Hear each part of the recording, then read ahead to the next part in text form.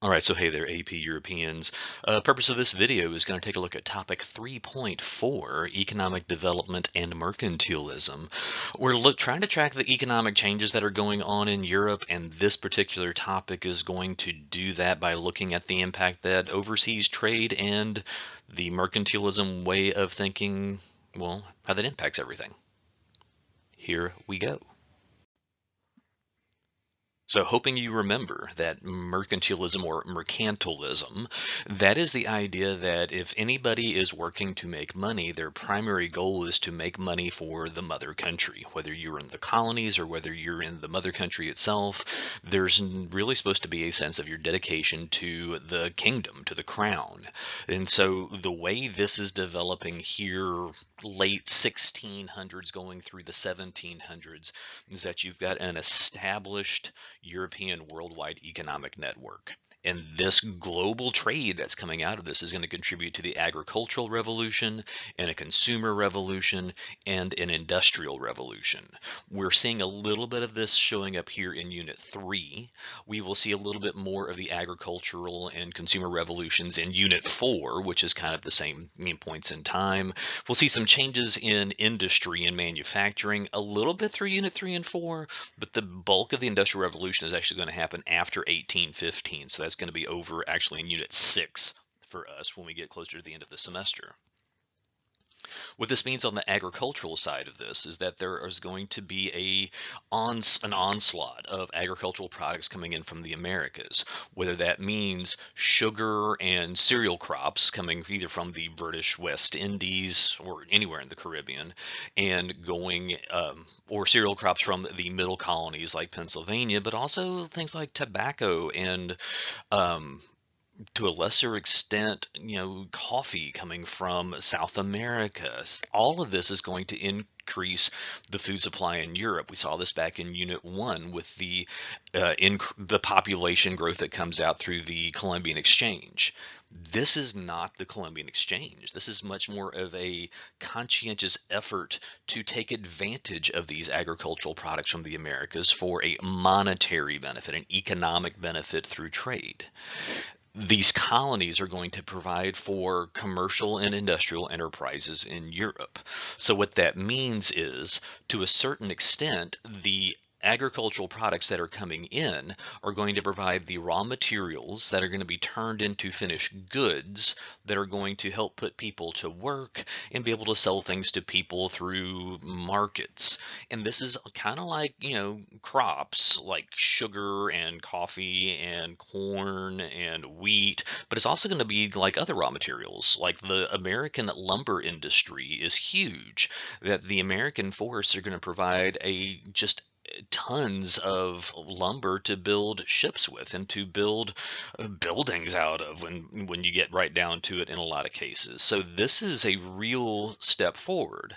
And this mercantilist way of thinking is going to draw those colonial resources from the New World colonies and from Asian colonies. And this is designed to enrich these primarily Western European kingdoms, the French and the British, and to a certain extent, for at least a little while longer, are going to be the Dutch.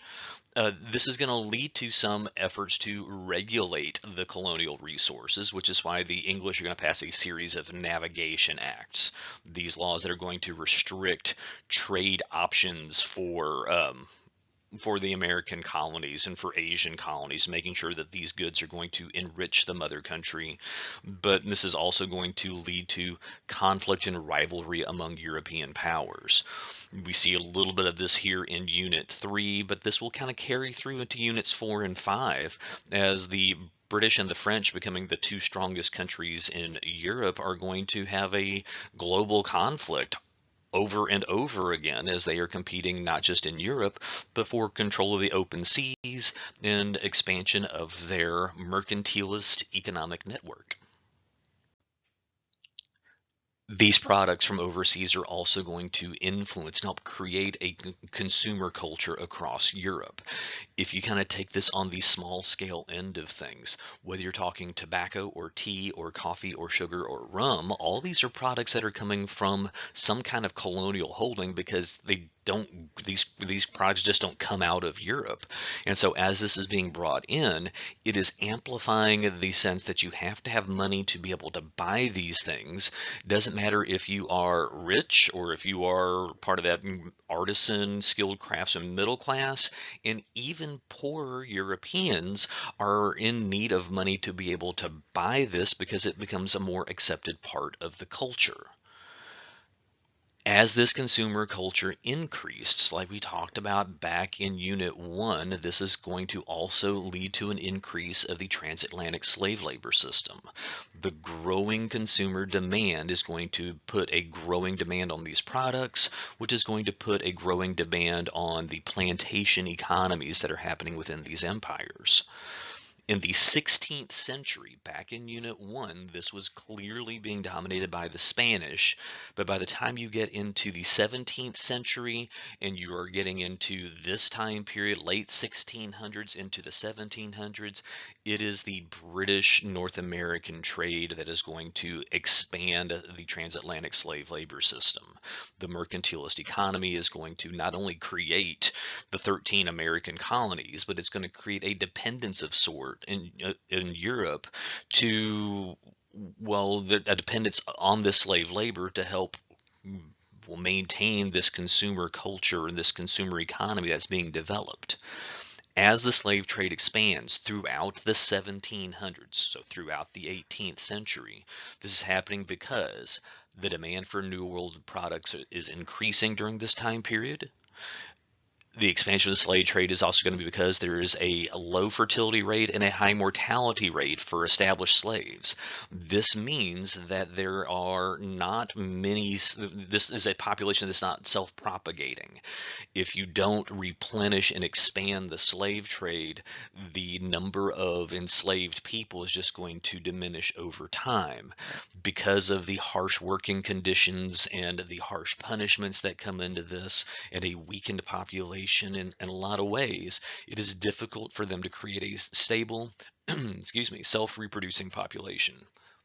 And ultimately, this is going to lead to the standardization of the triangular trade system between America, Europe, and Africa, and kind of expand the role of the Middle Passage.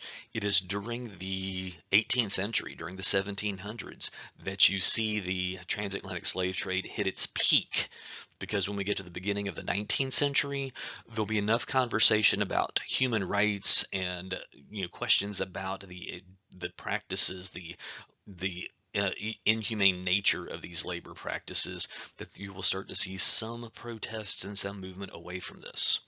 But here in the 18th century, here in Unit 3, this is really about the economic prosperity and the economic buildup for all of Europe. Thanks for listening.